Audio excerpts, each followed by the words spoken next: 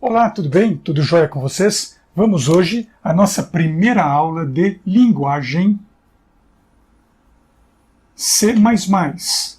Então agora você que aprendeu lógica de programação terá o primeiro contato com uma linguagem formal de programação. Anteriormente nós trabalhamos com uma linguagem informal, que era o português estruturado, elaborando o projeto lógico de um programa. O projeto lógico, ele é montado, então aqui ó, projeto lógico. Ele é montado a partir dos diagramas de blocos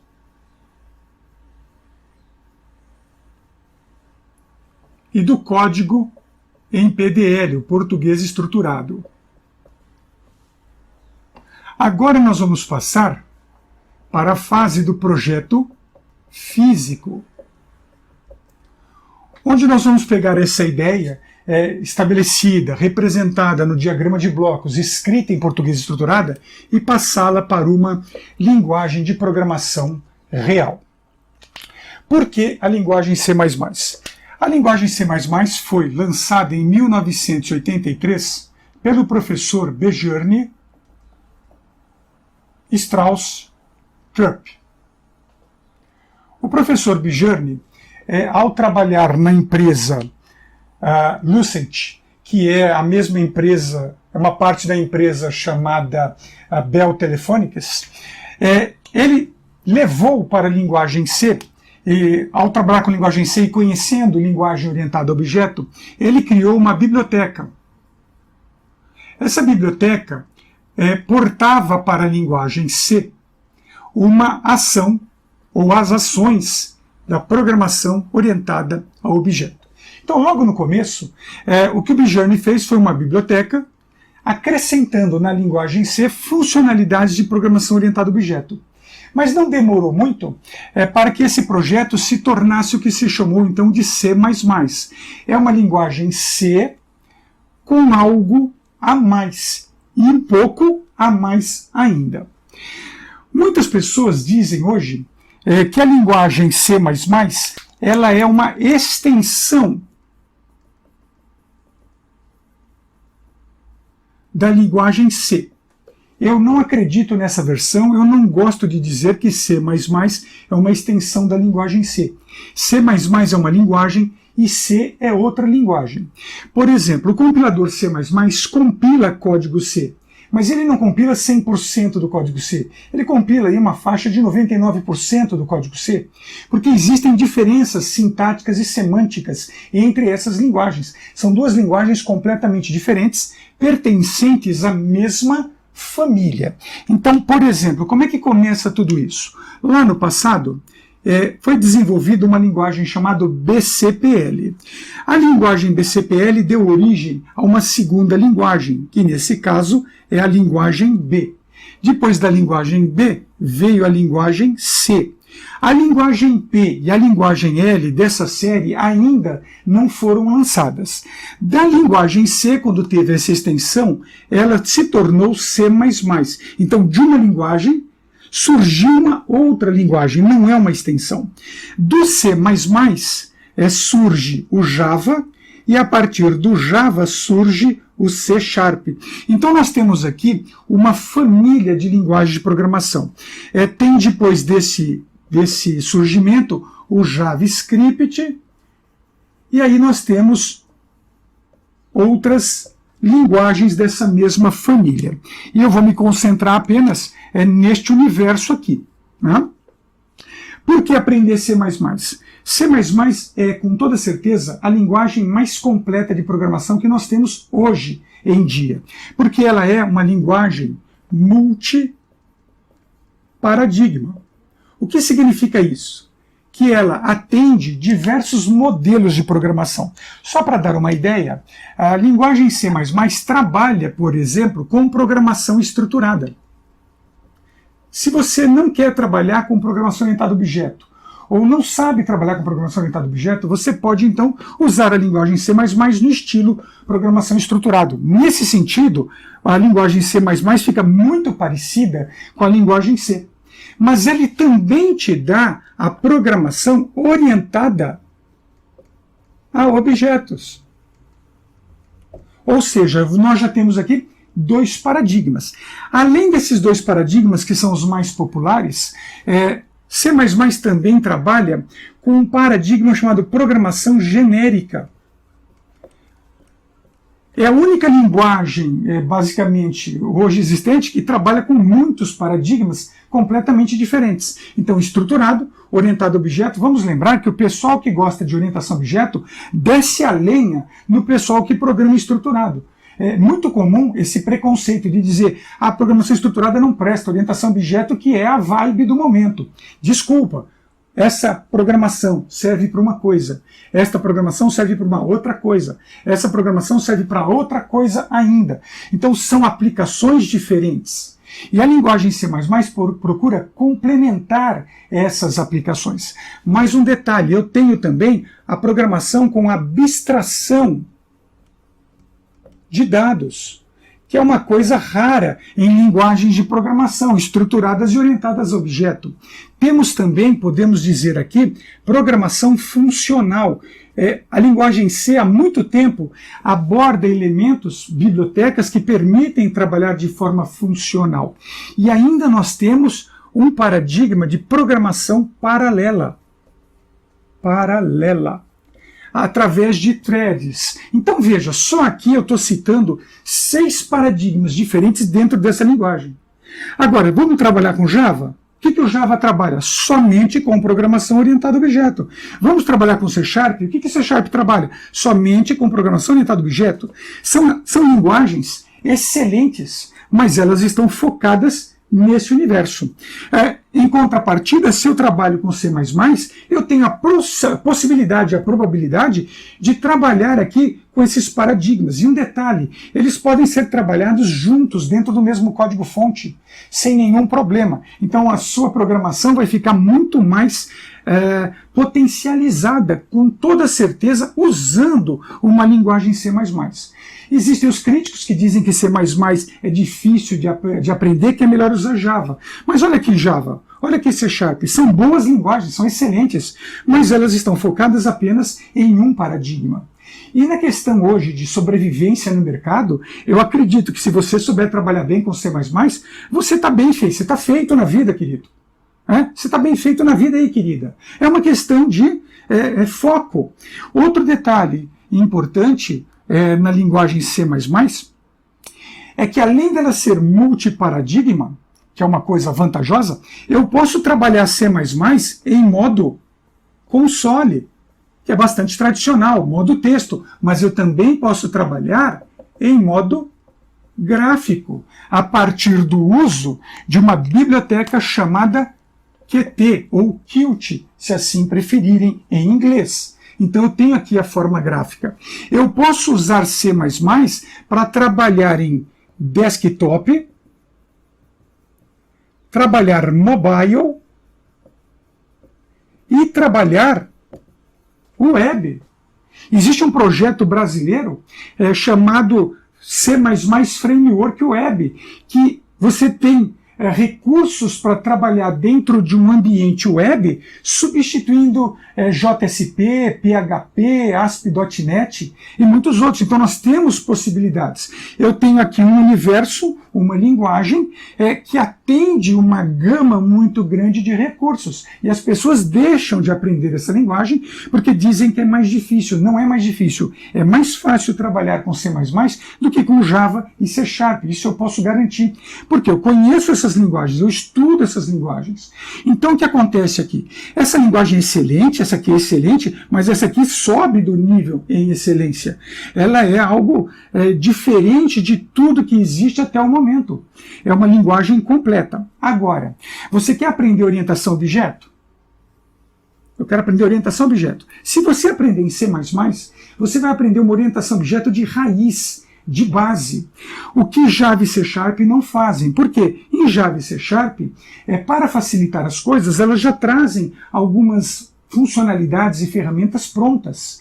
E que no C++ eu tenho que escrever. E aí, claro, né, se eu estiver mais preguiçoso, o Java vai me ajudar. Mas se eu não tiver com tanta preguiça, eu posso fazer isso em C++. Existem recursos em C++ que me dão mais mobilidade que as outras linguagens.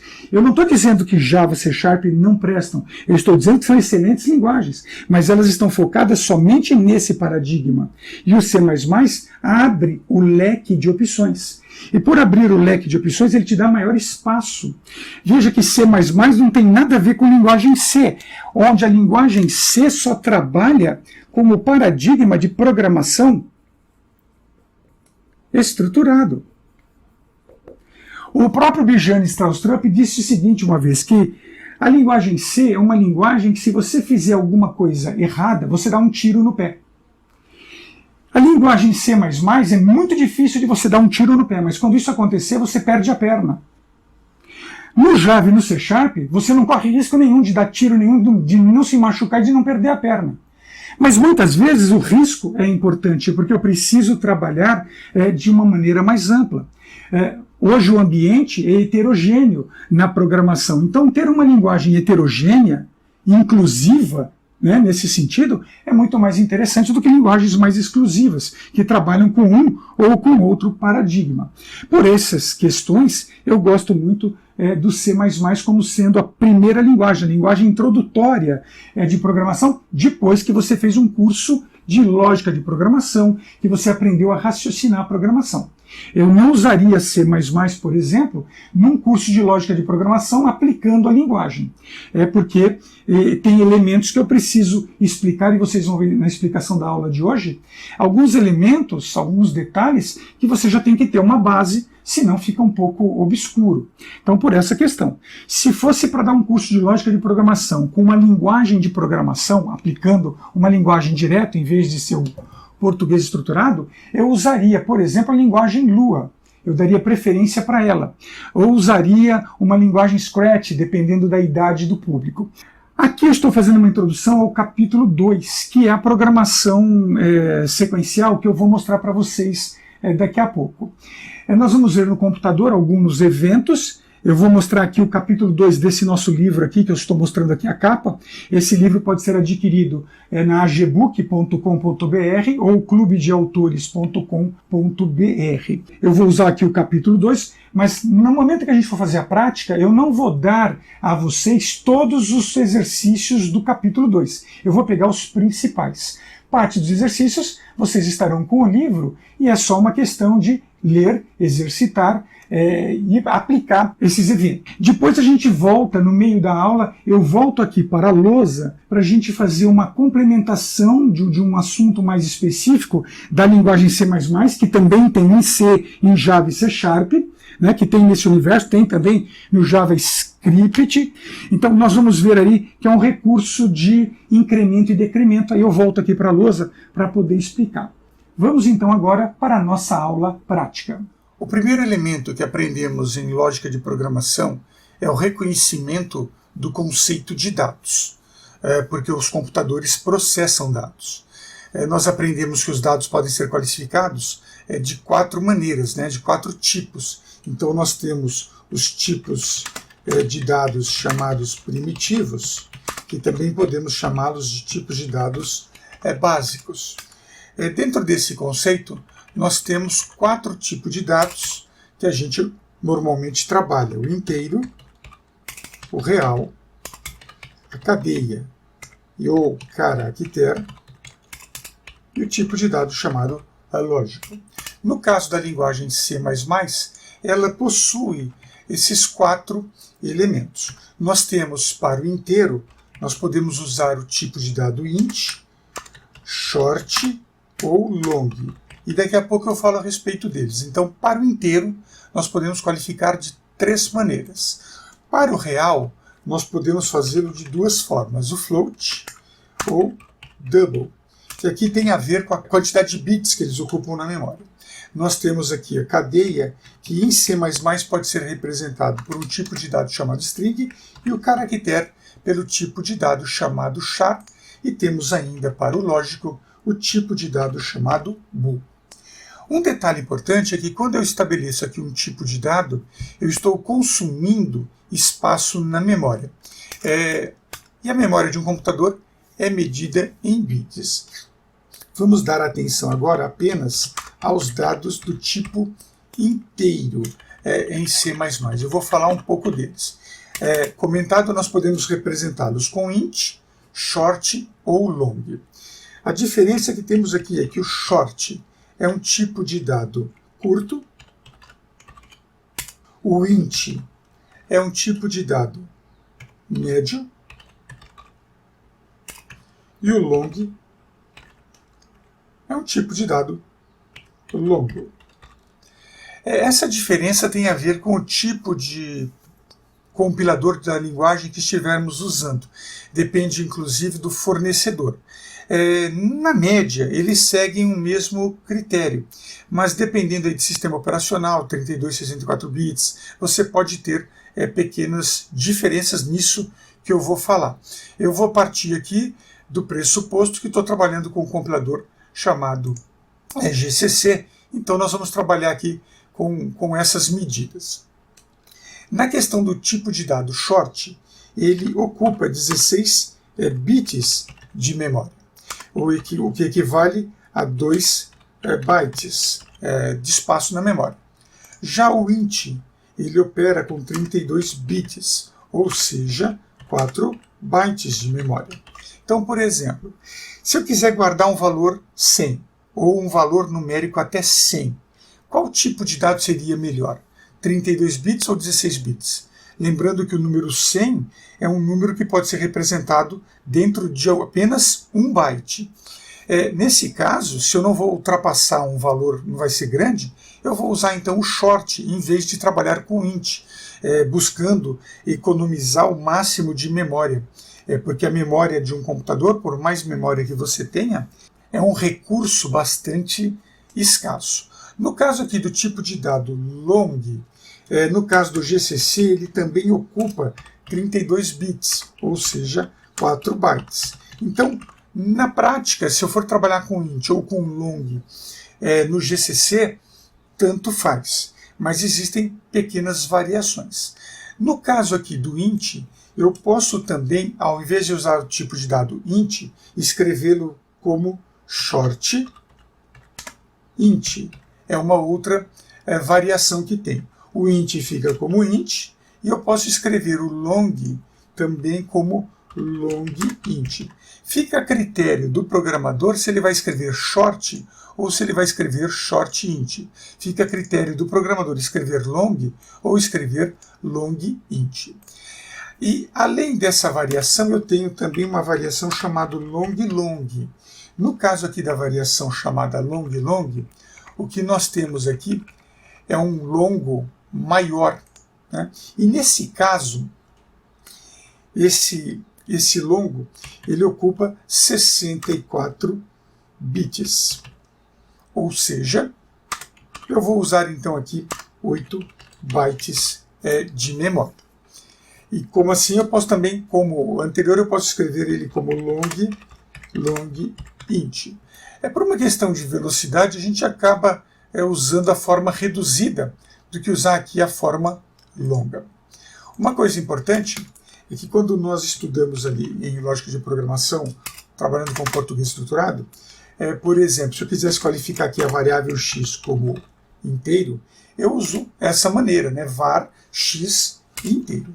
No caso da linguagem C, linguagem C++, nós vamos escrever assim, ó, short, o tipo de dado primeiro, a variável depois, e vamos colocar um ponto e vírgula. Essa regra se aplica a qualquer um dos termos que eu apresentei ou dos termos que eu ainda vou apresentar. Nós podemos, então, ter essas maneiras de representação de uma variável. Como dito, cada um desses tipos de dados ocupa uma quantidade de bits diferente. E é claro que também essa quantidade de bits limita a quantidade, o espaço numérico que eu posso trabalhar. Eu trabalhar com um número de 16 bits, de 32 bits ou 64 bits é completamente diferente. Por exemplo, um valor de 16 bits consegue operar números inteiros de zero, inteiros positivos, até 65.535. Isso se eu estiver trabalhando com números positivos. Okay? Se eu estiver trabalhando com números negativos, eu vou de menos 32.768 até 32.767. Isso para um número de 16 bits. Se ele for de 32 bits, os números positivos vão poder trabalhar de 0, é positivo inteiro, de 0 até 4.292.967.295. E se o número estiver na faixa de positivos e negativos, pode ser de menos 2.147.483.648 até 2.147.483.647. E para 64 bits, podemos então trabalhar valores inteiros positivos de 0 até 18 quintilhões, 446 quatrilhões, 744 trilhões, 73 bilhões, 709 milhões, 551.615. No caso de valores negativos, vai de 9 quintilhões, 223 quatrilhões, 372 trilhões, 36 bilhões, 854 milhões, 775.808 até 9 quintilhões, 223 quatrilhões, 372 trilhões, 36 bilhões, 854 milhões, 775.807. Então, esses são os limites numéricos que eu vou poder trabalhar com números inteiros dentro de um compilador C++, aqui usando o GCC, como já foi comentado e orientado. Tanto que a maior parte dos nossos programas usarão os tipos de dados int ou long. Em alguns momentos eu posso estar trabalhando aqui como long int.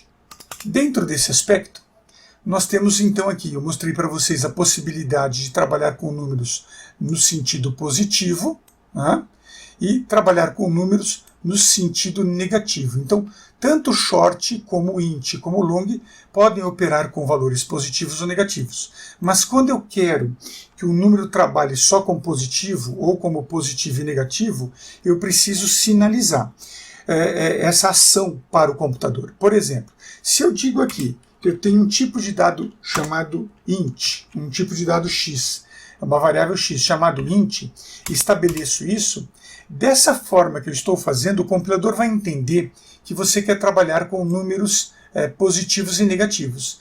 Então, se é um tipo int, e o int ocupa 32 bits, o compilador vai entender que eu quero trabalhar com essa faixa numérica. Ele não entende que eu quero trabalhar com essa faixa numérica, apenas com essa aqui, porque eu disse para ele que eu quero trabalhar com um tipo de dado inteiro. E não disse o que eu quero com esse tipo de dado. Eu não disse se eu quero ele positivo. Eu disse apenas que quero um dado. Então, automaticamente, assume-se esse espaço numérico. Mas vamos imaginar que eu só vou trabalhar com números positivos e eu preciso trabalhar aqui com um número acima aqui dessa casa de 2 bilhões. Eu quero trabalhar com 3 bilhões, 3 bilhões e meio, coisa do tipo. Então, eu preciso dizer que quero usar esse tipo de dado aqui com positivo. A menos que você use um long e pegue o espaço maior de memória, mas aí você está ocupando uma quantidade de bits desnecessária. Nesse caso aqui, eu vou precisar trabalhar com o que nós chamamos na programação em C++, também sei de qualificadores. Os qualificadores são comandos que vão permitir dizer se o valor vai ser positivo ou se o valor vai ser negativo. Por exemplo, se eu quero trabalhar com valores apenas positivos, eu digo então unsigned int x. Pronto, defini uma variável apenas com dados numéricos positivos. No caso aqui do int, eu estou dizendo que estou trabalhando com esta faixa na memória para o unsigned int. E se você quiser fazer de forma explícita, trabalhar com valores positivos e negativos, ou você não diz nada, ou diz o seguinte, signed x ou int x ponto e vírgula. Então, dessa forma, você está dizendo aqui que você vai trabalhar com positivos e negativos, aliás, aqui positivos, e aqui você está dizendo que vai trabalhar com positivos e negativos. Então, esse comando aqui chama-se qualificador. Os qualificadores vêm à frente de um tipo de dado int e pode ser usado também à frente do tipo de dado char. Né? Já que estamos aqui falando que eu posso usar o unsigned e o signed à frente de um tipo de dado char, vamos aproveitar o momento e dizer que o tipo de dado char, que é para caractere, a gente vai usar bastante esse tipo de dado, mesmo para composição de cadeias. Eu vou positivos, aqui escrevi errado, vou corrigir aqui, positivos. Mesmo trabalhando aqui com a linguagem C++, que ela possui o tipo de dado string, eu não vou entrar no mérito do uso do dado string nesse momento. A gente vai ver isso durante outras aulas. Eu vou trabalhar inicialmente com o tipo de dado char. O tipo de dado char ele ocupa 8 bits. Então, ocupando 8 bits, eu posso trabalhar ele com dados que representam caracteres da tabela ASCII. Eu posso, então, trabalhar dados de 0 até 255, lembrando que a tabela ASCII possui 256 caracteres. Mas se eu estou trabalhando de 0 a 255, eu estou trabalhando, então, com o char como números positivos, ou seja, é um char do tipo unsigned, sem sinalização. Se eu trabalhar ele com dados negativos, eu posso então ter aqui a sequência numérica de menos 128 até 127. Isso se ele for sinalizado como signed, né? Sinalizado, ou seja, eu uso a palavra sinalizado quando eu quero a sinalização do número negativo. O tipo de dado bool também ocupa 8 bits, então o bool também ocupa 8 bits, que é o tipo lógico. No caso do bool, nós não temos a palavra unsigned ou signed, não existe a possibilidade de defini-lo como valores positivos ou negativos, porque ele aceita dois valores, ou o valor true como positivo, valor true como verdadeiro, e o valor false como falso. São os únicos dois valores que esse tipo de dado aceita. Vamos agora falar um pouco dos dados do tipo real em C++. Deixa eu puxar um pouquinho mais a tela aqui para cima. Eu posso trabalhar aqui o float para um dado real. No caso do float, eu vou ocupar 32 bits. Posso usar o double 64 bits. E eu posso também trabalhar, além do double, eu posso trabalhar aqui com um tipo chamado long double. Não existe long float, só long double. No caso do long double, ele pode ocupar 96 bits ou pode ocupar na memória 128 bits. Isso vai depender do tipo de compilador que você está usando. Por exemplo, se o seu compilador da linguagem C++ for um compilador de 32 bits, ele foi escrito para ser usado em processadores de 32 bits ou está sendo executado num processador de 64 bits, a hora que eu solicito o long double, ele vai ocupar 96 bits de memória. Mas, se eu estiver usando um compilador de 64 bits, claro que num processador de 64 bits, eu consigo então endereçar 28 bits de memória. No caso aqui do float, double e long double, não existe o uso aqui dos sinalizadores signed e unsigned, porque eles sempre trabalham com valores de positivos a negativos. O que nós temos aqui como diferença é que a quantidade, a faixa numérica que eles operam é muito maior do que, por exemplo, pegar aqui um long, que vai aqui na casa aqui de quintilhões. Então, o tipo float, double e long double, eles trabalham numa quantidade de espaço numérico maior. Só para dar uma ideia, o valor float trabalha de menos 3,4 elevado à potência 38 até 3,4 elevado à potência 38.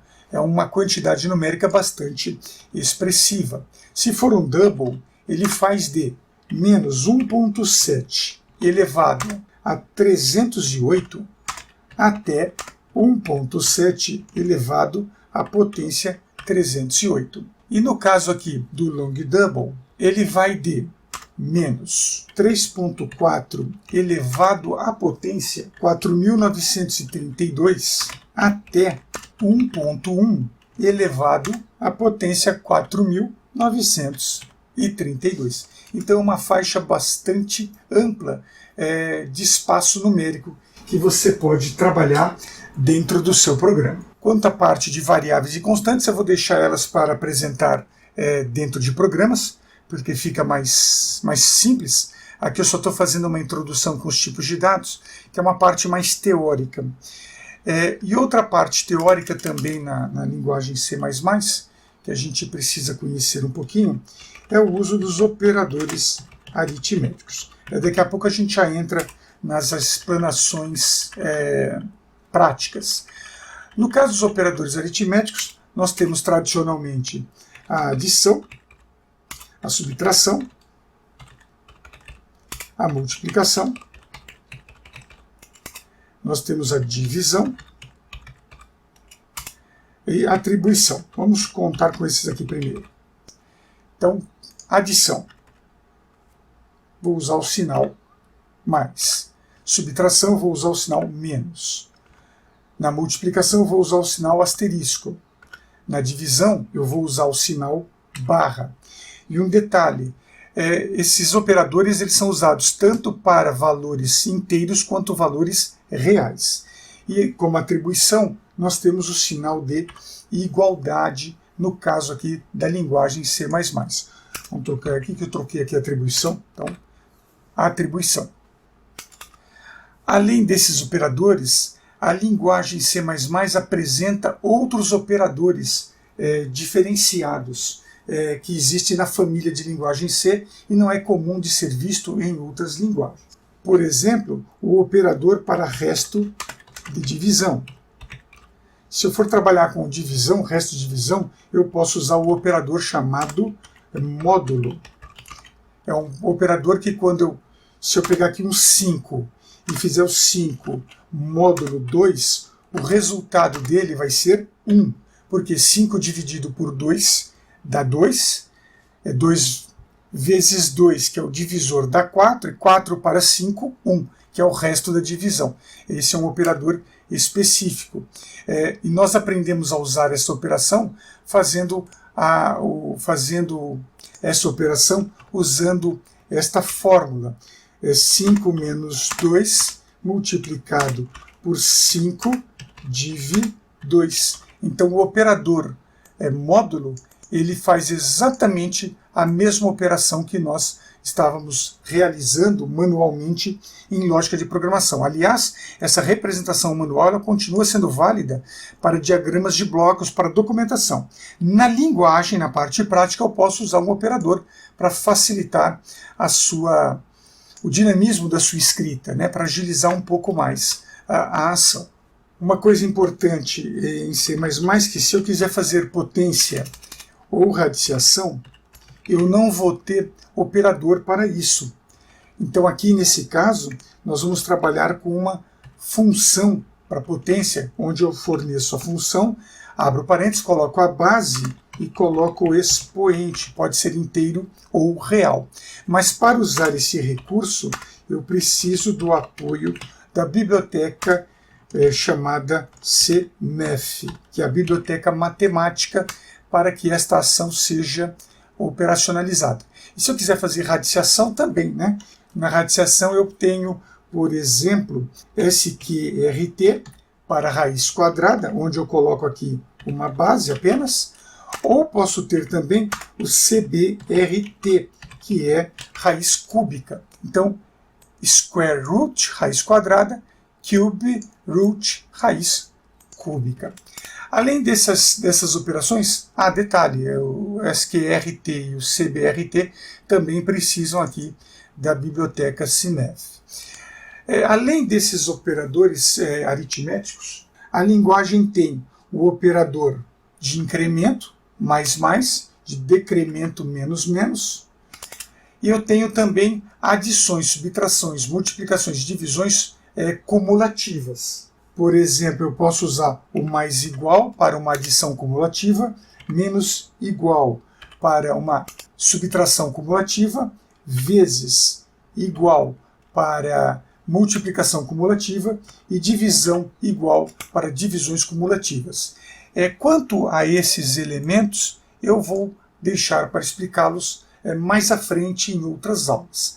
Na aula de hoje a gente ainda conversa sobre esses dois aqui elementos. Então, sobre essa parte aqui, nós vamos ver na aula de hoje, em parte prática, na sequência.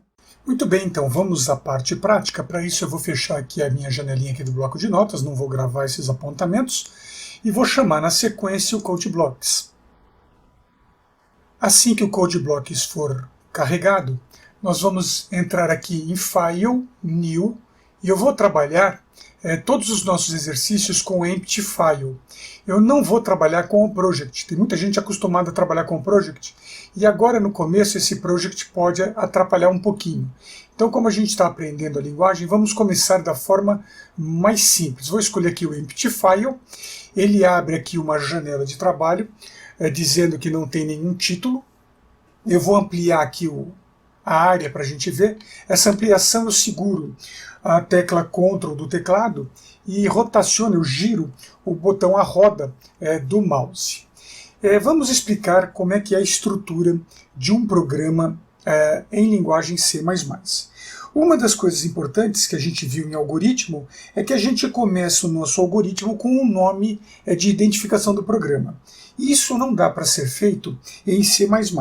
Aí, para simular isso, eu coloco duas barras, fazendo barra, que seriam barras duplas. Nesse caso, coloco então um nome. Eu vou colocar aqui, exemplo 1.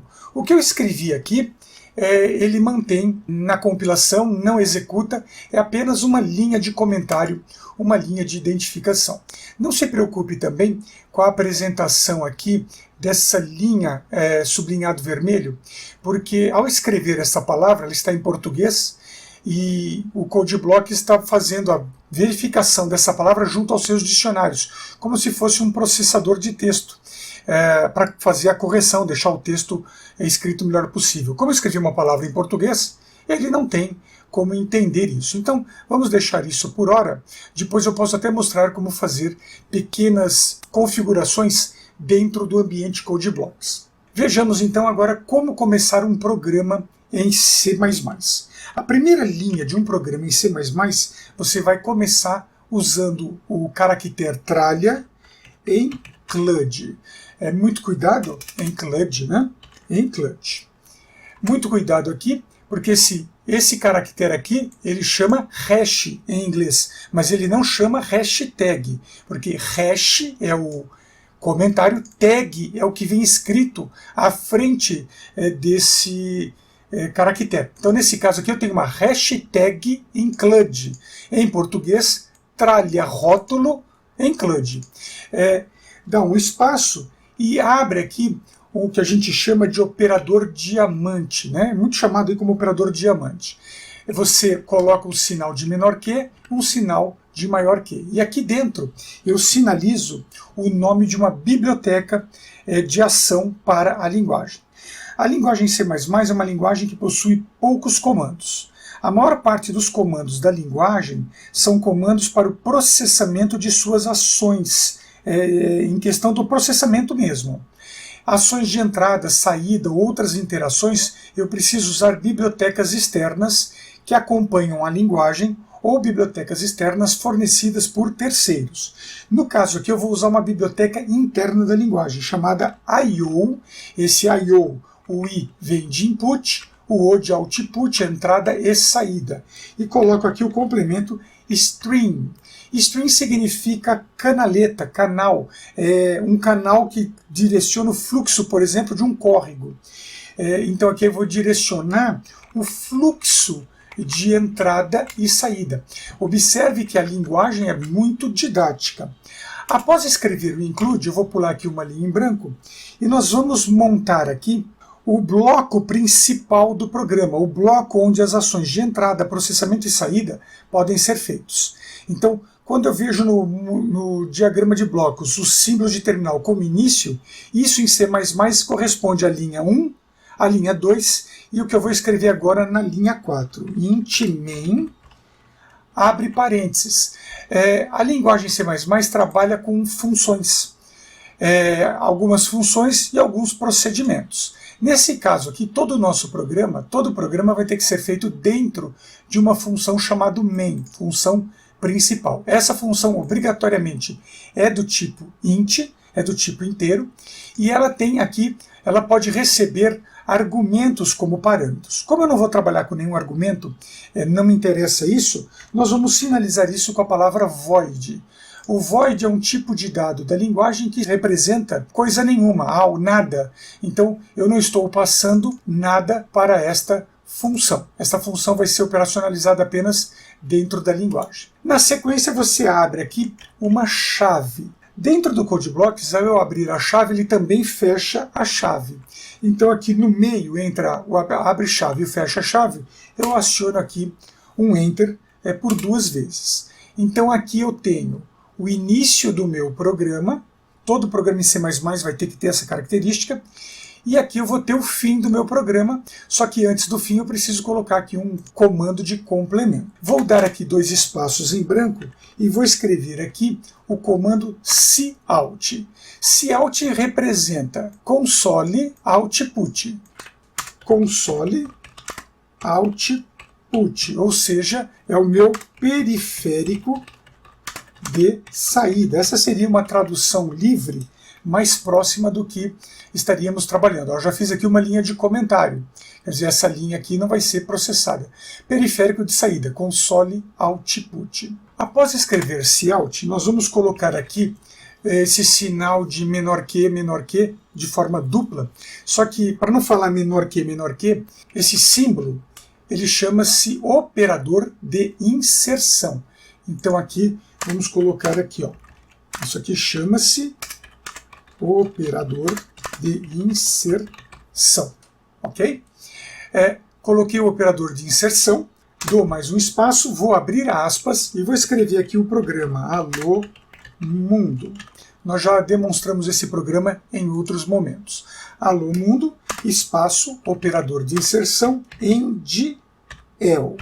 Esse endl significa que no fim desta linha, endline, o cursor deve ser posicionado abaixo da mensagem. Então, se eu não colocar nada, deixar dessa maneira, quando a mensagem for escrita, o cursor vai ficar do lado da mensagem. Quando eu coloco o endl, o cursor vem abaixo da mensagem. Aqui eu tenho, então, uma nova linha, e eu coloco, então, return 0 ponto e vírgula. Pelo fato de main ser uma função, e é uma função que retorna valor inteiro, ela precisa, eu errando de novo aqui, ela precisa do comando retorno, ou seja, retorna 0. Nós sabemos que, nós já aprendemos lá em lógica de programação, que nós temos 2 tipos de subrotina, procedimento e função. A diferença entre subrotina de procedimento e de função é que a função sempre retorna um valor. Então aqui é uma função do tipo inteiro, o resultado volta como inteiro, e ela tem que voltar aqui o valor 0. Então, essas 2 últimas linhas seria o fim no diagrama de blocos, e as 4 primeiras linhas aqui seria o início no diagrama de blocos. Veja aqui do lado o diagrama de bloco para este programa aqui apresentado. Um detalhe importante é usado quando esse programa encerrar sua execução, ele deve voltar o seu controle ao sistema operacional. Então, nas linguagens C, C++, a gente tem essa necessidade de colocar aqui, ó, return, por exemplo, 0, para dizer para o sistema operacional que o programa foi encerrado adequadamente e que o sistema operacional pode, a partir deste retorno, continuar a sua tarefa e liberar esse espaço de memória para outra ação. Muito bem, esta é a estrutura geral de um programa. Vamos agora colocar esse programa para gravação. Eu vou colocar aqui então Save. Eu posso usar esse botão aqui, ó, é o botão Save, ou vir aqui em File, Save File. Quando eu fizer isso, vai aparecer a caixa de diálogo Save File. Aqui eu vou chamar o programa de Alô. Aí você coloca um ponto e é importante acrescentar a extensão CPP. Se você esquecer de colocar essa extensão, você não vai conseguir executar o seu programa. Salvou. Se você fez isso direitinho, com os pontos CPP, o programa vai ficar colorido. As linhas de comentários ficam acinzentadas na cor padrão do ambiente. O include é colocado em verde, né? Perceba que os demais comandos, algumas palavras em azul, outras em verde. Um detalhe importante é que se você prestou atenção aqui, você viu que quando eu escrevi o cout aqui, escrevi a instrução, escreva alô mundo na tela e pule uma linha, eu coloquei aqui um ponto e vírgula. E aqui no return também eu coloquei um ponto e vírgula. O ponto e vírgula na linguagem C++ garante informar para o compilador que a instrução acabou nesta linha. Porque uma instrução pode ser formada por um comando, ó, return é um comando, e um argumento 0. Mas uma instrução pode ser formada por mais comandos. Por exemplo, cout é um comando, endl é um comando, e o alô mundo é um argumento. Então, a instrução é encerrada com um ponto e vírgula. Muita gente fica confusa, fala, mas tem momento que tem ponto e vírgula, tem momento que não tem ponto e vírgula. Eu me confundo. Gente, é muito simples. Onde não existe ponto e vírgula? Não existe ponto e vírgula em 3 locais da linguagem C++. Não existe ponto e vírgula em qualquer linha include, porque eu posso ter diversas linhas includes aqui. Então não tem ponto e vírgula em include. Não tem ponto e vírgula em main e não tem ponto e vírgula em chave. Então são 3 pontos que não tem ponto e vírgula. Include, main e chaves. Guarda isso na sua memória. No restante, tudo tem ponto e vírgula, exceto alguns comandos que são escritos em mais de uma linha. Eu posso escrever esse comando, eu poderia colocá-lo desta maneira. Não teria efetivamente nenhum problema, desde que eu deixe exatamente como está. Veja então que essa instrução começou aqui na linha 6 e se estendeu até a linha 7. Então, quando isso for usado, obviamente não vai ter um ponto e vírgula no final desta linha, porque o ponto e vírgula dela está numa outra linha. É como escrever códigos na língua portuguesa. Você tem parágrafos que você encerra na mesma linha e tem parágrafos que você encerra em uma ou mais linhas. Uma vez feito isso, nós gravamos o programa. Agora a gente precisa compilar o programa para depois executá-lo. Eu posso compilar usando esse botão aqui da engrenagem amarela, chamado Build. Primeiro eu executo esse botão e depois o botão Run, com o desenho aqui de um play, né, de um aparelho de som. Ou então se você quiser fazer tudo numa terceira tarefa, você usa aqui o terceiro botão, Build and Run. Essas ações também podem ser executadas aqui no menu Build. Eu tenho aqui Build, Run e Build Run. Ou você aciona a tecla F9 para compilar e executar. Eu vou acionar aqui o botão Build and Run, acione o botão e aguarde o processo de compilação. Pode ser que nesse momento você tenha cometido algum erro de sintaxe, como eu fiz neste momento. O que está acontecendo nessa situação? O compilador identificou que há um erro aqui embaixo, nessa linha aqui, no cout. O cout não é uma declaração conhecida neste escopo.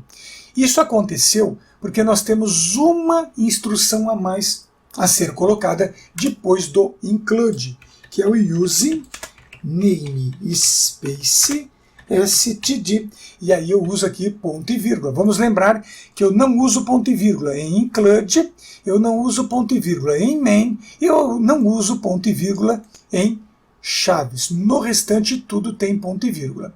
Fiz a correção. Essa ação, esse nome aqui é uma área de trabalho para a linguagem trabalhar, para a linguagem operar. Eu posso ter várias namespaces. Cada namespace é uma área de memória dentro de uma única, dentro da memória que o computador tem. Então são áreas virtuais. E assim o C++ te dá uma mobilidade bastante grande. Eu fiz então essa alteração que eu deixei de lado. Eu vou salvar, eu posso usar aqui o botão do disco, salvei e vou compilar. Veja que agora eu só compilei. Nenhuma mensagem de erro foi apresentada aqui embaixo. Então agora eu posso executar o meu programa. Após executar o programa, é apresentada a mensagem Alô Mundo. Ele para a tela e diz para você Press any key to continue. Quer dizer, pressione algo para continuar. Pressiono algo e volto para o editor. Se eu fizer, por exemplo, Alô Mundo, quero escrever também programação C++. Veja que eu fiz uma alteração. Nessa alteração, eu preciso gravar o programa novamente, ou você usa Save aqui do botão, ou faz File Save As, ou usa o atalho Ctrl S. Salvei. Como eu fiz alteração no programa, não adianta eu executar este botão aqui do Run. Olha o que vai acontecer. Ele mostrou Alô Mundo, que é a versão anterior que foi compilada. Eu preciso construir novamente e executar depois. Eu vou aproveitar agora e vou usar aqui o Build and Run. Veja que nesse momento apareceu Alô Mundo, a exclamação, programação em C++. Vamos imaginar que você queira que programação C++ seja escrito aqui na linha de baixo. Então eu vou fazer aqui uma alteração neste ponto para que programação C++ fique na linha de baixo. Eu não vou usar nenhuma acentuação, porque eu estou trabalhando com uma linguagem que só está reconhecendo neste momento caracteres da língua inglesa. Então se eu tentar usar caracteres acentuados, eu vou ter problema na legibilidade das palavras e desses caracteres. Eu vou usar aqui um sinal chamado *N. O *N ele gera um salto de linha dentro de uma cadeia de caracteres. Veja aqui que as aspas. O endl gera um salto de linha fora da cadeia e o *N dentro da cadeia. Então agora eu vou construir e executar. Veja que agora apareceu a mensagem Alô Mundo e programação C++ na parte de baixo, na linha de baixo, como a gente tinha planejado. Então cuidado ao usar aqui o *N, porque onde você colocar esse *N, ele divide a mensagem. Aqui, botei *N entre mu, do. Vamos compilar e executar o programa. Olha o que aconteceu. Alô Mundo, programação C++. Eu acredito que com essa pequena visão deu uma ideia inicial do programa. Todo programa em C++ é constituído no nosso curso aqui de um título, o include IOStream e use namespace std. Eu também vou mostrar quando não usar o use namespace std, com as variações que eu posso ter, porque tem programadores que não usam esta linha, eles preferem não usar.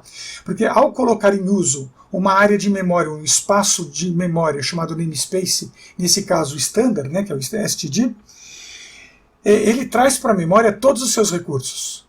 E existe uma maneira de eu fazer uso desse recurso sem ter as mensagens de erro e sem habilitar necessariamente todo o conjunto, usando apenas aquilo que é necessário. Mas eu vou mostrar isso nos programas que compõem o capítulo 2 do nosso livro. Eu só não vou fazer a apresentação de todos os programas do capítulo 2. Eu vou fazer dos principais, daqueles que são importantes para esta aula. A tarefa de vocês é ler o capítulo 2, pegar os exercícios, executar para ver ele em operação. E o mais importante, quando você encerrar o estudo do capítulo 2, pegue todos os exemplos de programação sequencial que você aprendeu em lógica de programação e coloque eles em C++. Escreva esses programas em C++, porque você já tem as correções, você já tem o gabarito. Então você escreve isso em C++. É importante você exercitar a escrita do código para você aprender a escrever a linguagem.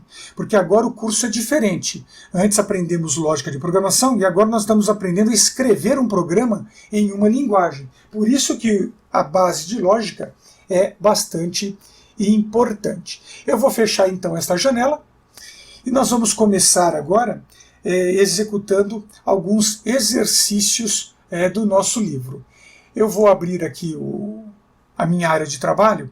Eu gosto muito de deixar no meu computador, dentro da raiz do disco principal, uma pasta, um diretório chamado fontes. E dentro dessa pasta, dentro desse diretório, eu deixo gravado alguns programas. São programas que eu vou removendo, vou colocando. Então, uma área que eu sei que não faz parte do meu conjunto aí, de arquivos principais, e sim uma área de teste.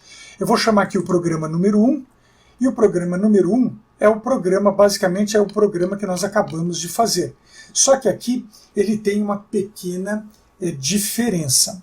E eu vou aproveitar essa diferença para mostrar para vocês o que acontece. Veja o nome do programa, capítulo 2, exemplo 1, CPP. Include IOStream e use namespace std, que é aquela parte inicial.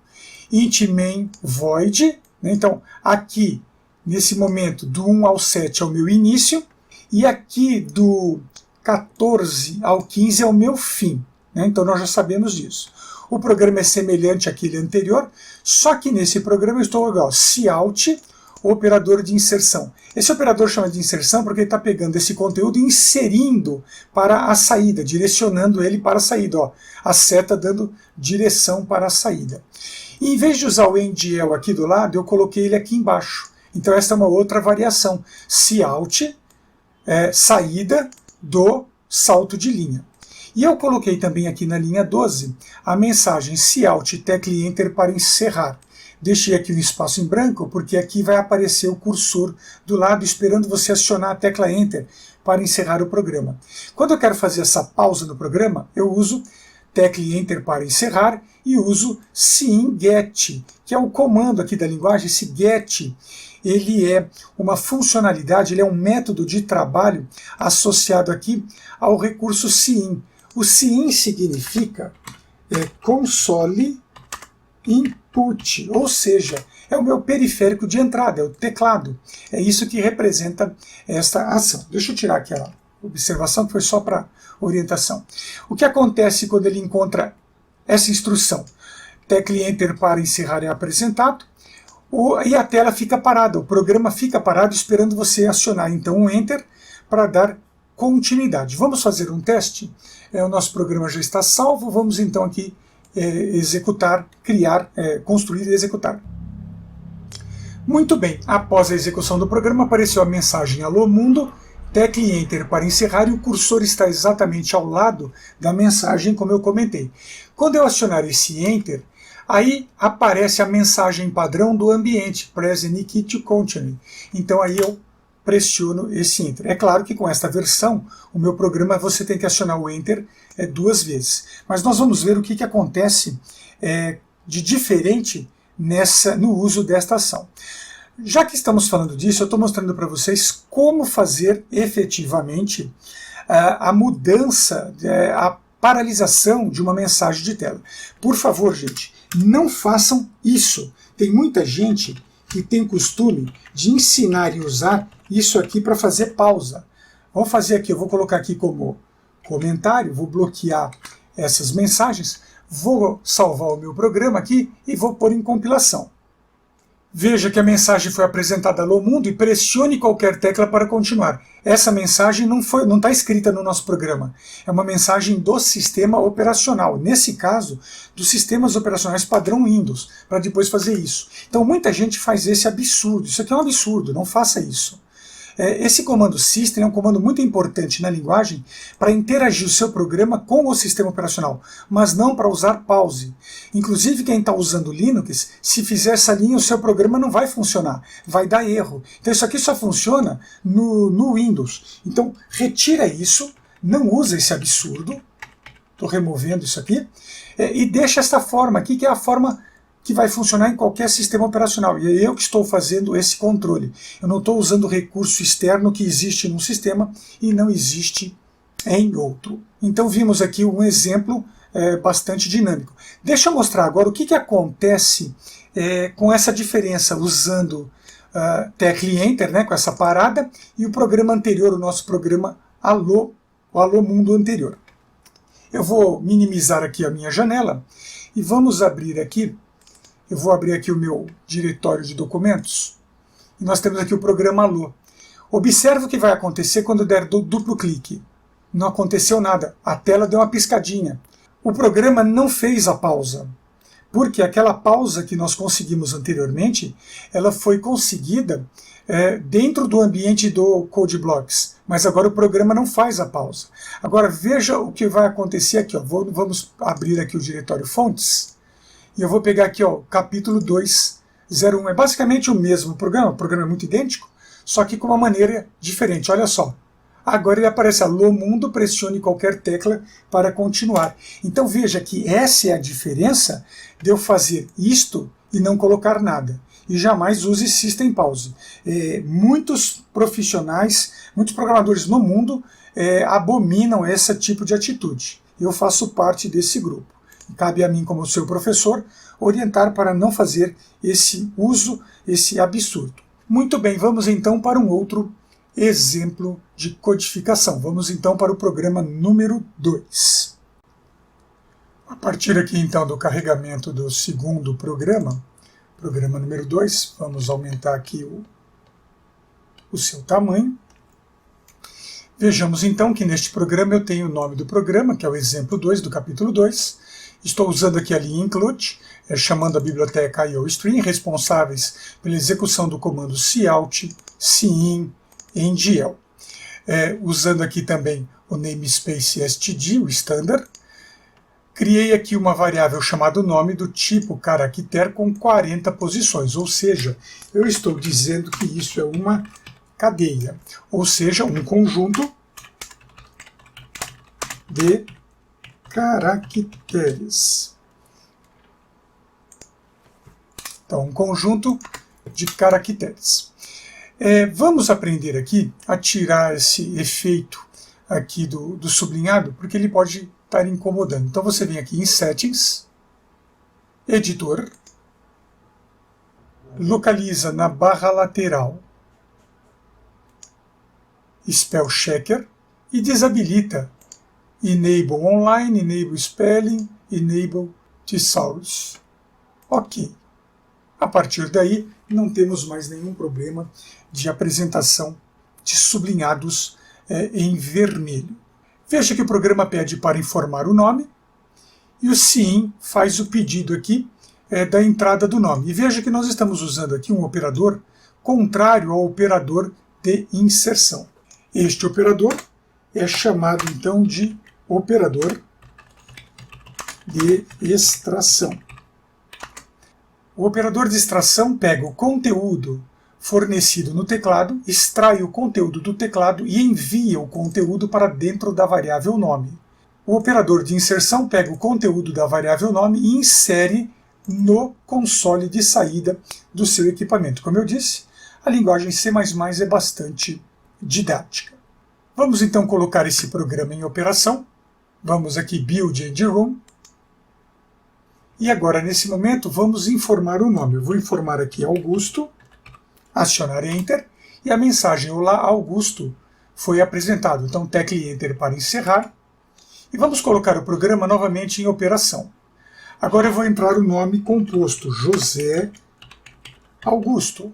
Ao acionar Enter, veja que apareceu apenas Olá, José. Então, nós temos aqui uma pequena falha de operação no nosso programa.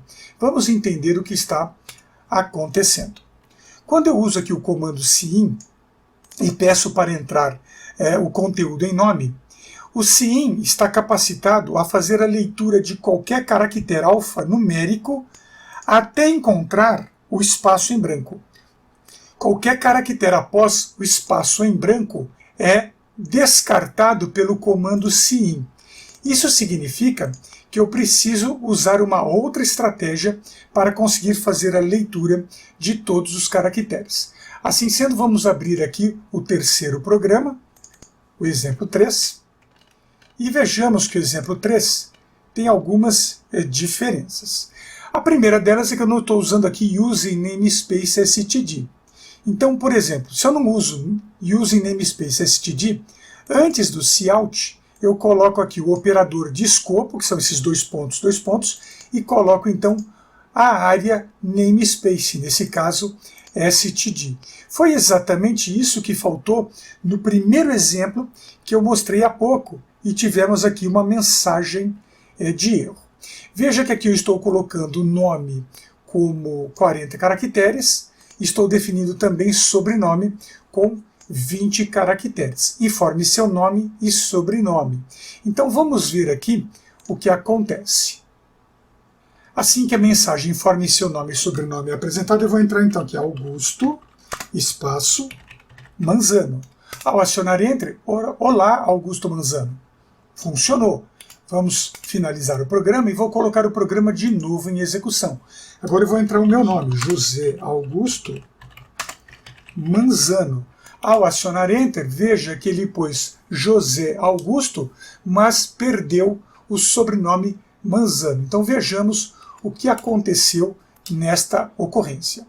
Eu resolvi aqui parte do problema. Eu continuo usando cin, pedi para fazer aqui a entrada do nome, na variável nome, e na sequência a entrada do sobrenome. Veja que o Olá Mundo aparece nome, eu forço aqui a apresentação de um espaço em branco e o sobrenome. Então, no primeiro momento, quando eu escrevi Augusto, Augusto entrou na variável nome, coloquei um espaço e escrevi Manzano, e Manzano foi colocado em sobrenome. Ele não aceitou o espaço em branco, ou seja, a primeira sequência até o espaço em branco entrou em nome, e o excedente entrou em sobrenome. Quando eu executei aqui pela primeira vez e entrei sobre José Augusto e o meu sobrenome Manzano, José entrou em nome, sobrenome, o Augusto entrou no sobrenome, e o sobrenome efetivamente que eu entrei ficou perdido.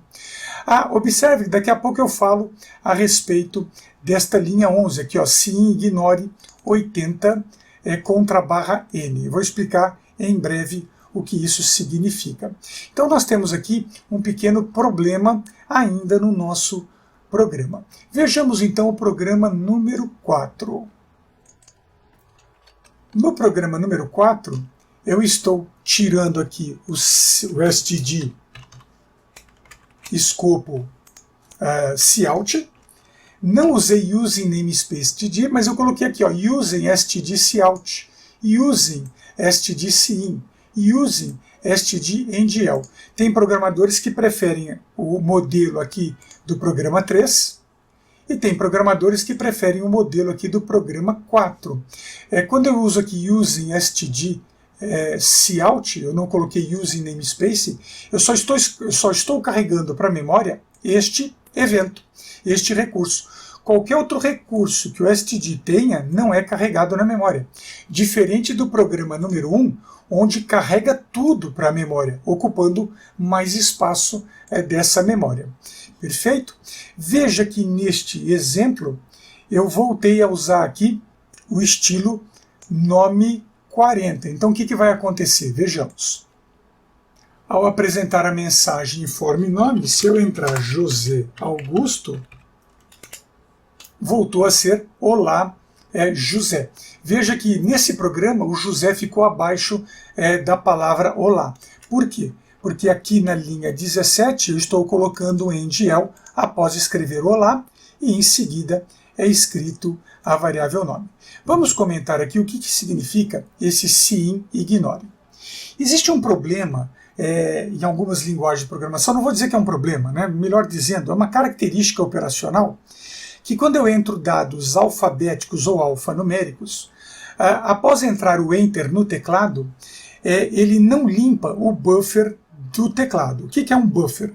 O buffer é uma memória de pequena quantidade de espaço. Então o teclado tem uma memória que armazena uma pequena quantidade de caracteres. Essa memória chama-se buffer. Quando eu entro um valor numérico e aciono Enter, o tipo numérico não deixa o código de controle da tecla Enter interferir na entrada. Então, numa entrada numérica, tudo ocorre normalmente. Quando eu faço a entrada de um caractere de uma sequência alfanumérica ou alfabética e aciono Enter, o código do caractere Enter fica anexo à sequência alfanumérica, criando o inconveniente de não permitir que a próxima entrada ocorra normalmente. Então vai ocorrer algum problema de entrada de dados no seu programa. Quando isso acontece, nós temos que fazer a limpeza desse buffer. Então, após entrar um dado alfanumérico, aliás, entrou qualquer dado, até numérico, acostume-se a usar aqui a linha 15. O que eu estou dizendo aqui é para ele ignorar qualquer caractere após o Enter. Após acionar o Enter gera dois sinais. Quando eu aciono a tecla Enter, dentro aqui do C++, ele gera um sinal contra a barra N e contra a barra R. O R retorna o cursor para o início da linha e o N aciona o cursor para a próxima linha. Então, o que eu estou dizendo para ele? Eu não vou tirar esse efeito, eu só estou tirando esse efeito. Então, quando você encontrar esse efeito, não coloque ele na sequência de caracteres. E esse 80 eu estou dizendo para ignorar 80 caracteres de entrada ou o contra barra N, ou seja, após eu entrar qualquer dado, você ignora 80 posições à frente da memória do teclado ou o Ctrl ou o Enter, contra a barra N do Enter, o que ocorrer primeiro. Com este efeito, eu tenho então o buffer limpo após uma entrada alfanumérica e não terei nenhum problema de entrada no meu programa. Então, vamos acostumar a usar esse recurso para todas, após qualquer entrada que nós estivermos efetivando, salvo algumas exceções que serão apresentadas aí ao longo da nossa aula e das demais aulas. Muito bem, vamos agora abrir aqui o programa número 5, e no programa número 5 eu estou usando aqui o nome com 50 posições, o sobrenome com 20 posições. E eu estou usando duas estratégias de entrada de dados. Veja que na linha 11 eu estou usando aqui cin getLine. Para evitar o problema do espaço em branco, daquele espaço que o cin ignora, eu peço para o cin ler a linha, olha, pegue getLine, pegue a linha, para a variável nome. E eu tenho que dizer aqui, no segundo argumento, que o getLine ele precisa de dois argumentos. Ele precisa da variável que ele vai ler e da quantidade de caracteres para a variável. Eu posso usar esse número, 50, ou fazer melhor. Eu posso usar a função sizeOf. Eu peço então para o sizeOf calcular a quantidade de caracteres que tem nome. Então, se eu vier aqui e mudar aqui para 70, automaticamente aqui ficou com 70 posições. No entanto, se você fizer aqui 50 e colocar aqui 50, tem muita gente, mas assim é mais fácil porque eu escrevi menos, problema seu. E você alterar aqui para 70, ou para 90 aqui, ou 70, para o valor que for, e esquecer aqui, você tem uma incompatibilidade, você tem um erro de requisito dentro do seu programa. Então é muito mais seguro deixar aqui um sizeOf nome, e a hora que você aumentar, diminuir, você alterar esses dados aqui, automaticamente o seu programa consegue entender o que você fez. E aqui na linha 14, eu estou usando o sobrenome de forma tradicional, com o cin sem um getLine. Então significa que se eu entrar aqui um sobrenome composto e tiver um espaço em branco, esse espaço não vai ser lido pela funcionalidade. E toda vez que eu faço uma leitura de cin numa variável alfanumérica, é uma variável aqui do tipo char, eu preciso fazer a limpeza do buffer. Se eu uso o getLine, a limpeza do buffer não é necessária, porque o getLine já faz esse tratamento para mim. Então vamos ver aqui, vamos colocar o programa em operação, vou salvar o programa porque eu fiz alterações, vamos compilar. Nesse teste eu vou entrar José Augusto Manzano. Olha que interessante. Aí ele pede para entrar um sobrenome, porque ali entrei inclusive um sobrenome. Então eu vou colocar um outro sobrenome meu, Garcia. Então ficou lá, José Augusto Manzano Garcia. Vamos executar o programa novamente. E agora eu vou entrar José Augusto. Vou entrar aqui o Garcia e o Manzano. Olha o que vai acontecer. José Augusto foi lido, porque eu peguei com o getLine. Garcia Manzano não foi pego, pegou só o Garcia, porque o sobrenome para o cin só consegue ler até o primeiro espaço em branco, o que tiver após o espaço em branco é perdido. Voltando aqui ao nosso programa, vejamos então que o Ignore trabalhou aqui com a limpeza aqui de 80 posições de entrada, né? Eu tenho 80 posições para entrar o nome, ou 80 posições, ou Enter, o que acontecer primeiro. Significa o que aqui? Que se eu escrever aqui um sobrenome com 90 caracteres, ele só vai pegar 80 caracteres, ok? Ou o Enter que acontecer primeiro. No entanto, eu posso usar esse ignore da seguinte forma. Posso usá-lo assim.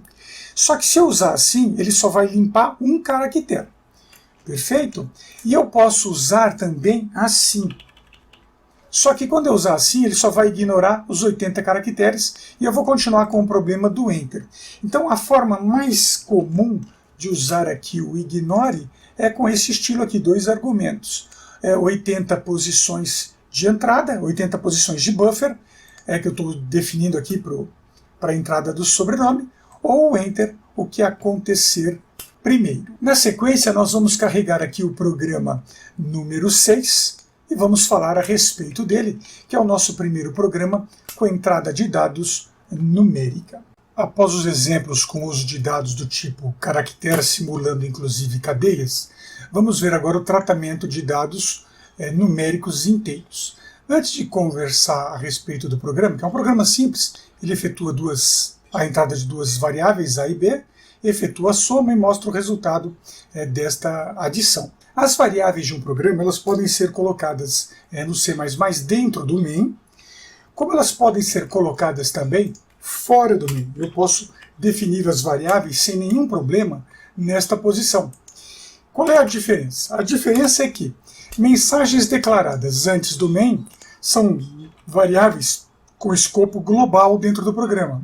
E se eu defino elas dentro do main, são variáveis com escopo local do meu programa. Então vejamos aqui, voltar o programa à forma original, esta operação. Observe aqui ao lado o diagrama de blocos mostrando a leitura das variáveis A e B, a soma das variáveis A e B e, consequentemente, o seu resultado. Note que essas mensagens aqui, informe o valor para a variável A, informe o valor para a variável B, e a mensagem resultado, elas não são indicadas aqui ao lado no diagrama de blocos. É apenas indicado a leitura que o leia A, o leia B, a operação de processamento e a saída desse resultado. Essas mensagens aqui, nós devemos considerá-las em um outro documento, um documento que se chama layout da tela, layout de entrada, layout de saída. Eu não vou me preocupar em colocar essas mensagens dentro do diagrama, mesmo porque o diagrama fica entupido de coisas que não tem nada a ver com ele. O diagrama de bloco ou o diagrama de blocos, ele representa apenas as ações de entrada, as ações de processamento e as ações de saída das variáveis. Nem mais, nem menos. Eu só vou escrever alguma mensagem no diagrama se essa mensagem for efetivamente a resposta de uma ação. Caso contrário, ficam só as variáveis. Vamos então colocar este programa em operação. Aqui para a entrada da variável A eu vou entrar o valor 6, e para a entrada da variável B eu vou entrar o valor 7, e o resultado apresentado é 13, que é a soma de 6 mais 7. Então, no geral, este programa não tem muito o que ser feito, a não ser observar esses detalhes operacionais. Na sequência, vamos abrir então o programa número 7.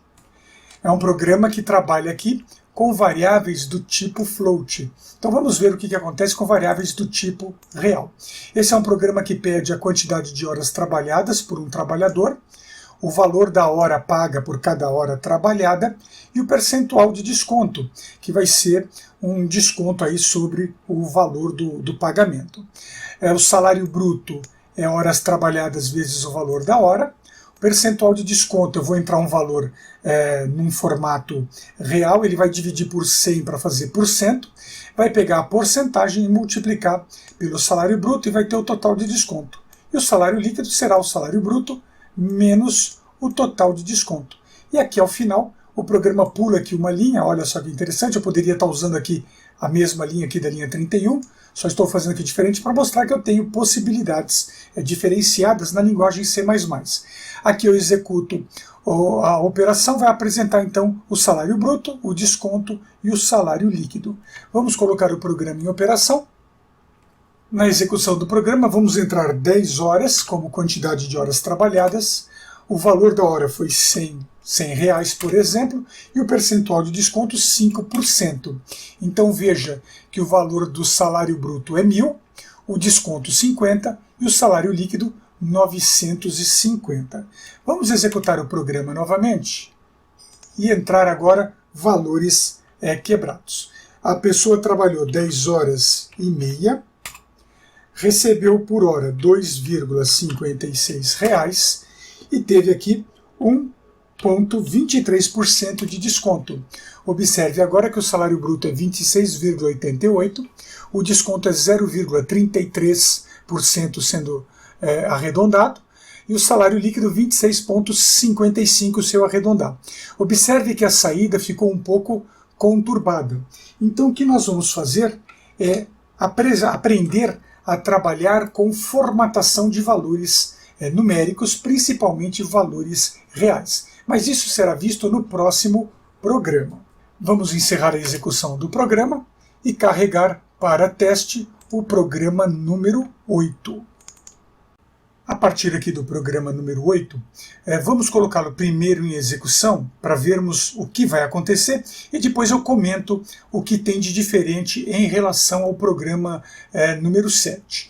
Vamos então compilar o programa e assim que a tela do programa for apresentada, vamos entrar os valores 10.5, 2.56 e 1.23. Acionando o Enter, perceba que agora os valores foram apresentados tabulados da direita para a esquerda, com 2 casas decimais e o ponto alinhado. Então nós temos 26,88, 0,33 e 26,55, bem diferente do programa 7, que apresentou esses valores fora dessa formatação.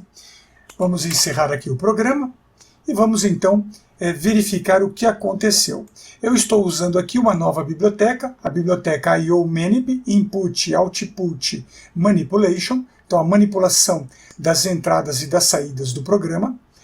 Aqui na linha 11 eu estou colocando aqui um recurso chamado setPrecision e 2. Aqui eu estou definindo a quantidade de casas decimais. Eu estou pedindo aqui com write, aqui eu estou usando o que nós chamamos de flags. setIOsFlags é um recurso que ativa um efeito.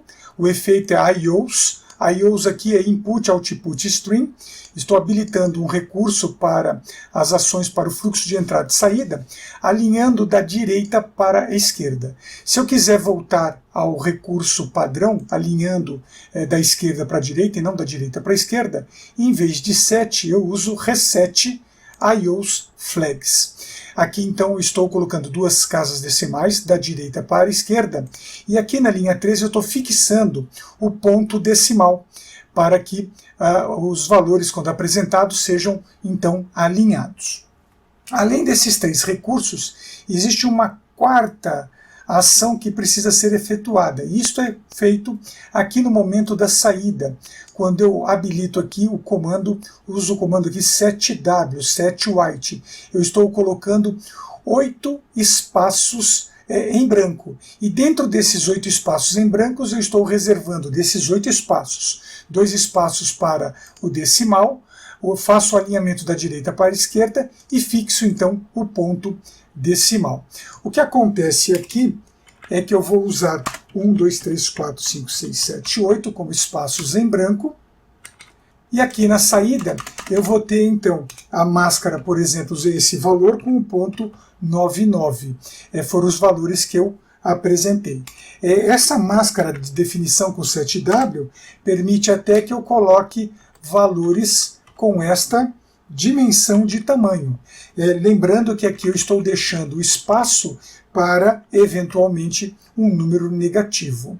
Então aqui eu tenho 1, 2, 3, 4, 5, 6, 7, 8, com 2 casas decimais, a fixação do ponto, e o excedente serve, então, para apresentar os valores formatados numericamente. Na sequência, vamos pegar aqui o programa número 10, para falarmos então agora do tratamento de números inteiros. Muito bem, aqui o programa número 10, estamos voltando a falar sobre números inteiros, ele trabalha aqui com uma variável chamada quociente, dividendo, divisor e resto. Neste caso aqui, eu estou trabalhando apenas com números inteiros. Então eu quero falar sobre o quociente do dividendo dividido pelo divisor. Nós aprendemos em lógica de programação que nós temos a barra para divisão de quociente real e o div para a divisão de quociente inteiro. Isto é, na média, usado desta maneira.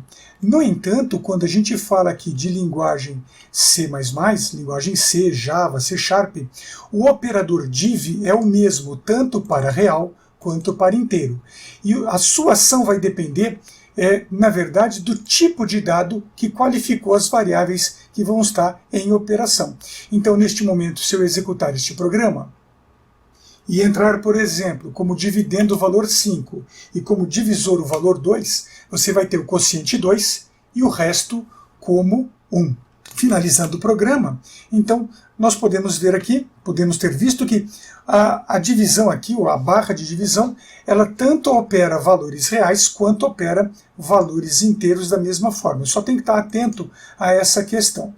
E o resto aqui, eu vou fazer agora esse resto diferente. Vamos calcular o resto como aprendemos lá atrás nas aulas de lógica de programação. Então é o dividendo menos o divisor vezes, abre parênteses, dividendo barra divisor.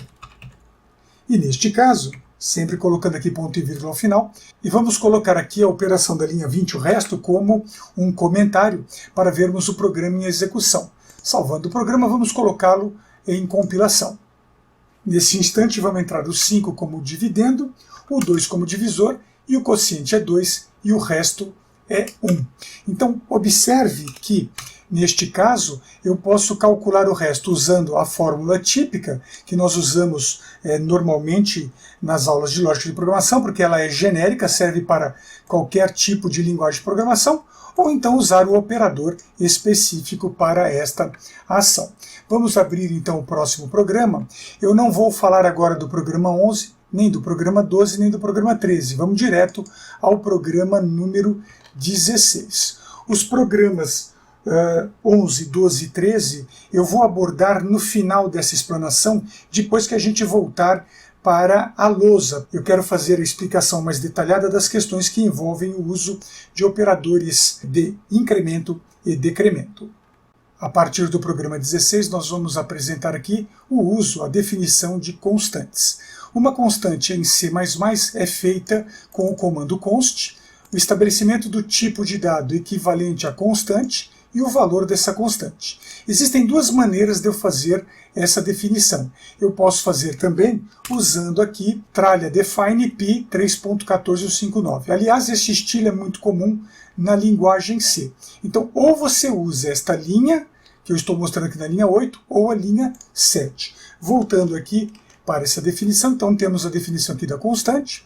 Eu estou usando também aqui a biblioteca CIMEF, porque como eu quero trabalhar aqui a área de uma circunferência, nós vamos ter que usar aqui a funcionalidade, aqui a função POL, onde eu vou pegar o raio e elevar ao quadrado, multiplicando esse valor pela constante π e multiplicando também pela a altura. E aí tem o volume aqui dessa circunferência, na verdade, de um cilindro, né? Então vamos colocar este programa aqui em execução. Vamos entrar o valor 5 para a altura e para o raio o valor 1.57. E aí a área do cilindro é 38.7185. Veja que neste programa eu não estou formatando os valores, não estou delimitando quantidade de casas decimais, eu estou apenas trabalhando com os números da forma bruta. Então nós temos aqui o float, π, como uma constante. Vamos fazer o teste agora usando essa definição aqui do define. Então eu vou tornar o const como um valor em estilo linha de comentário. Vamos gravar o programa e vamos colocar o programa em execução novamente. Assim que o programa entrou em execução, vou entrar 5 para o valor da altura, 1.56 para o valor do raio e o valor do cilindro 38.2269 é apresentado. Então veja que nós temos aqui duas maneiras de definir constantes em C++. A que está na linha 8 é muito popular na linguagem C, e muita gente que migra da linguagem C para a linguagem C++ acaba fazendo uso disto por ter aprendido desta maneira, e nem se toca que a linguagem C++ possui um comando específico para esta ação.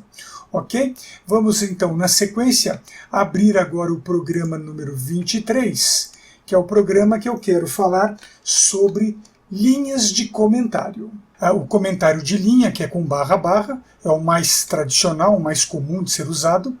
Eu tenho este comentário que começa com barra, asterisco, asterisco, e fecha com asterisco, barra. Eu tenho também asterisco, barra, asterisco, e fecha com asterisco, barra.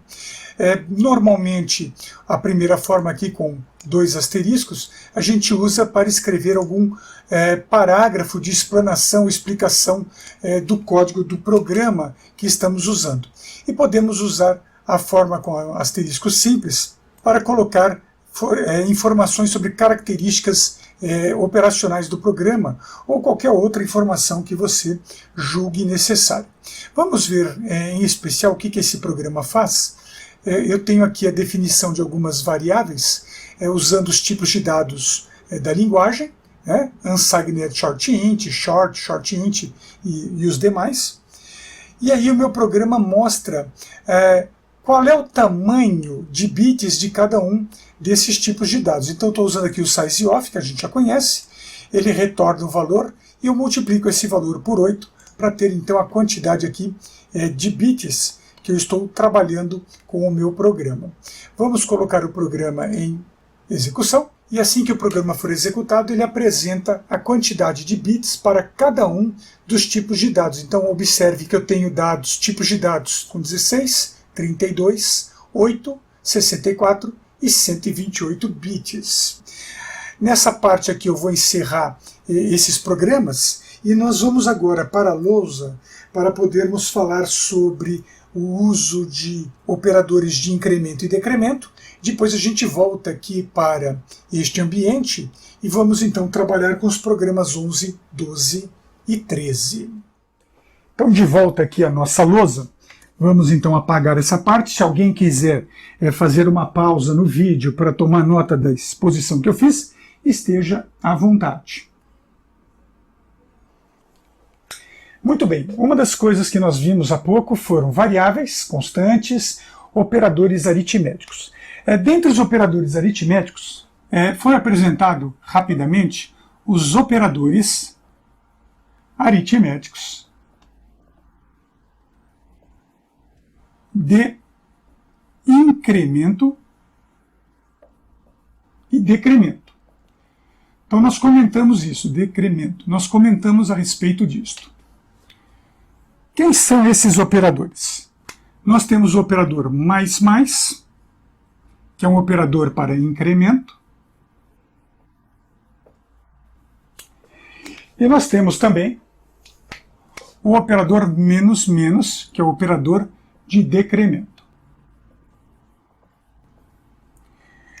O que eu vou explicar para um vale para o outro. Então o que acontece? Se eu uso o operador mais, ele soma mais 1 à variável que eu estiver em operação. Se eu uso menos, ele vai decrementar menos 1 à variável que estiver em operação. Até aí, tudo bem. O que acontece com esses operadores é a forma de uso. Forma de uso. Eu posso usar, esses operadores de maneira pré-fixada ou de maneira pós-fixada. Se eu usar pré-fixado, significa que esse operador, pode ser o decremento, ele vem à frente da variável, ok? Se ele for pós-fixado, significa que ele vem depois da variável. O resultado final disso é que x começou com um valor. Vamos imaginar que eu tenho aqui o int x começando com 0, que é uma das maneiras que eu posso inicializar uma variável na linguagem C++, também na linguagem C, Java, C#, na família C. Eu inicializei essa variável. Ao passar aqui mais 1 em x, então x vai ser igual a 1. Se eu disser então aqui que x mais 1, então x igual a 1. Agora veja como eu fiz a leitura. Eu disse aqui, né, para este modelo, eu disse o seguinte. Vamos melhorar aqui. Aqui eu faço mais 1 para x. E nesse modelo eu estou dizendo x com mais 1. Então, note que existe uma diferença. O resultado final, depois que você passa pela operação, depois que você processa essa instrução, o resultado é o mesmo, em ambas as circunstâncias. Mas a operação é completamente diferente. Então, aqui eu estou dizendo mais 1 para x. E aqui eu estou dizendo x com mais 1. Tanto que esta maneira aqui, ó, esta forma, a gente consegue representar facilmente num diagrama de blocos, no português estruturado, porque nada mais é do que x igual a x mais 1. Então, escrever x igual a x mais 1 ou x é a mesma coisa na linguagem, na família de linguagens C. C, C++, Java, C#, JavaScript e etc. No entanto, aqui a primeira forma é completamente diferente. Eu não posso dizer que aqui o meu x é atribuído a x mais 1, porque eu estou dizendo que é mais 1 em x. Tá? Então, como é que isso aqui funciona dentro da memória? Vamos começar pelo segundo, que é mais fácil. Eu tenho aqui a memória do meu computador. Então, nessa memória, eu vou dividir aqui em células. E aqui nessa célula eu tenho a variável x. A variável x começou com 0, então eu dou o valor 0. Aí eu encontro que x ou x mais 1, né? Então x é igual a x mais 1. Então é a mesma coisa que x mais. Então significa que o valor de x está com o valor 0, certo?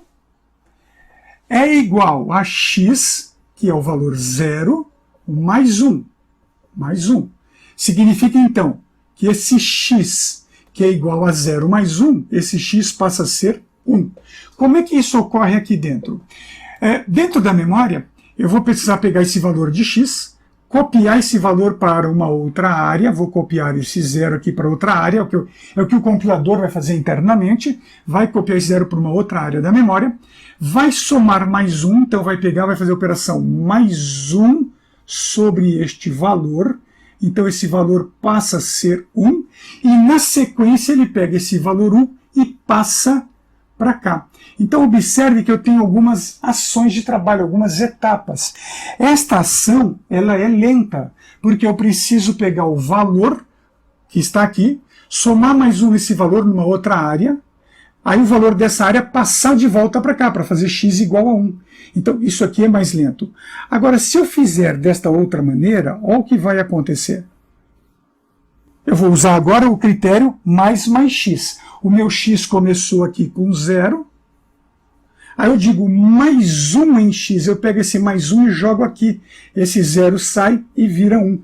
Observe que aqui eu precisei de 3 passos, basicamente. Né? Passei o 0. Tinha aqui 0. Ó, vamos lá. Vamos contar aqui. 0. Aí eu faço mais 1. Primeiro passo. Mais 1 vem para cá. Segundo passo. Terceiro passo. Copiar esse 1. E aqui eu fiz em um único passo. Então, internamente, mais x é muito mais vantajoso de usar do que x mais. No entanto, vocês vão ver que a maior parte dos livros, de exemplos, as pessoas usam muito x mais por causa desse x atribuído a x mais 1. E esquecem que esta maneira é muito mais vantajosa para o compilador. O problema disso é a representação. Né? Então, o que acontece? o que eu posso fazer é, tendo esta representação no diagrama, entender que eu posso ler essa operação desta maneira. Ok? Eu vou fazer aqui uma pausa, faça aí uma pausa no vídeo, tome nota desse detalhe, se você julgar importante, que eu preciso apagar a lousa para fazer agora um comentário operacional sobre esta questão. Ok, vamos partir então do seguinte suposto. Eu tenho aqui uma variável x que começa com o valor 1, uma variável y que começa com o valor 2. Se eu disser que y é atribuído a x, nesse momento meu y automaticamente fica igual a 1. Ok? Esses são os valores definidos na memória. E aqui uma operação. Agora, o que acontece se eu falar assim, ó, y é atribuído a x mais mais? O que vai acontecer? Bom, o y tem 2. Ele é atribuído a x que tem 1.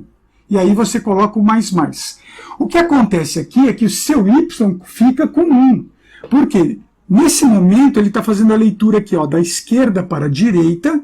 Ele passou nesse momento, ele trouxe esse valor para cá. E aí ele fez mais mais. Depois que ele passou por essa linha, o x, que estava com 1, se tornou 2. Ok? Então, tome cuidado aqui na leitura.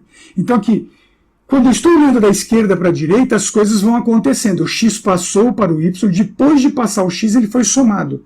Então, só depois do valor 1 do x ter passado para y, é que o x se tornou 2.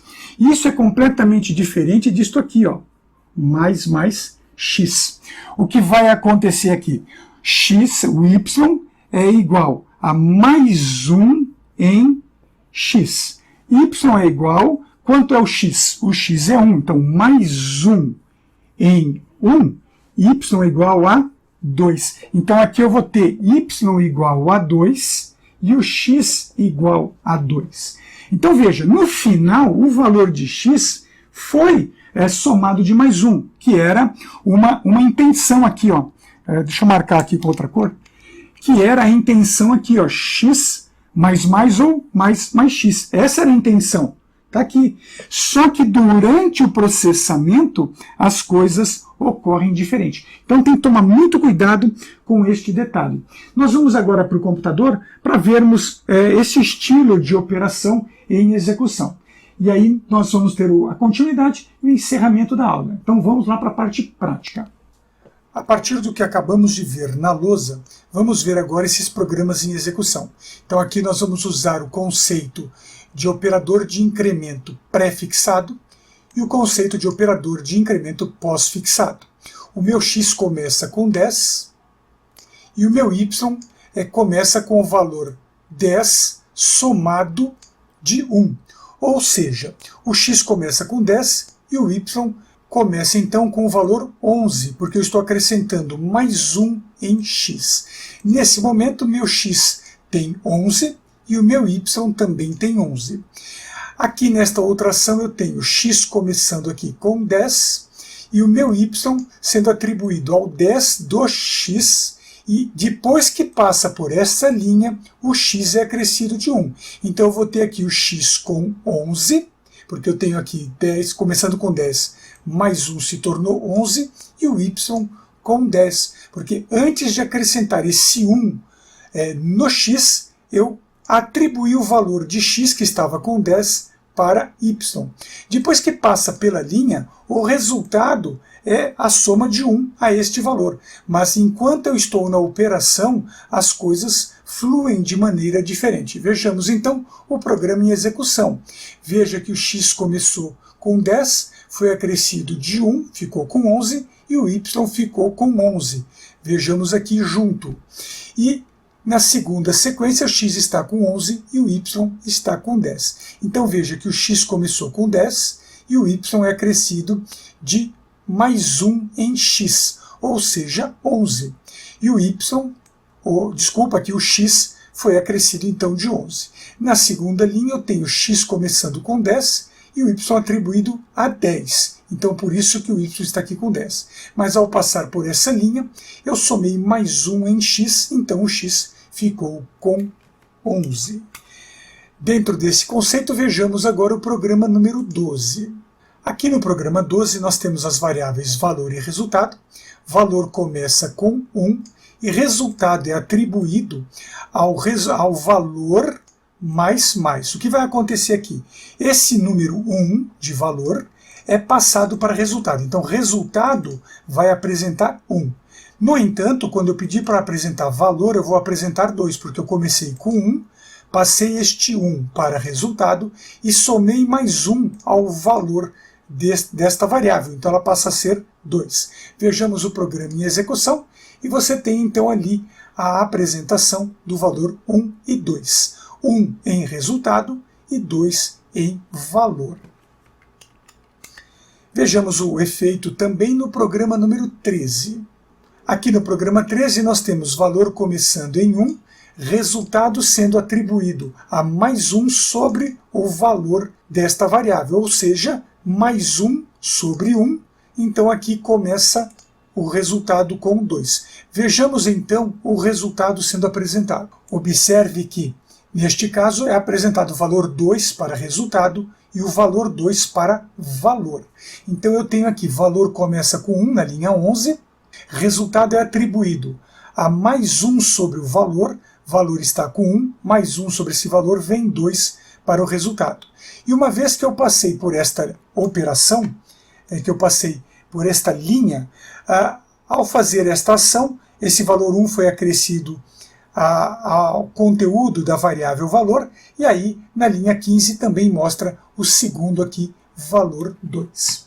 Com isso encerramos a nossa aula de introdução à linguagem C++, programação sequencial. Até a próxima, um grande abraço.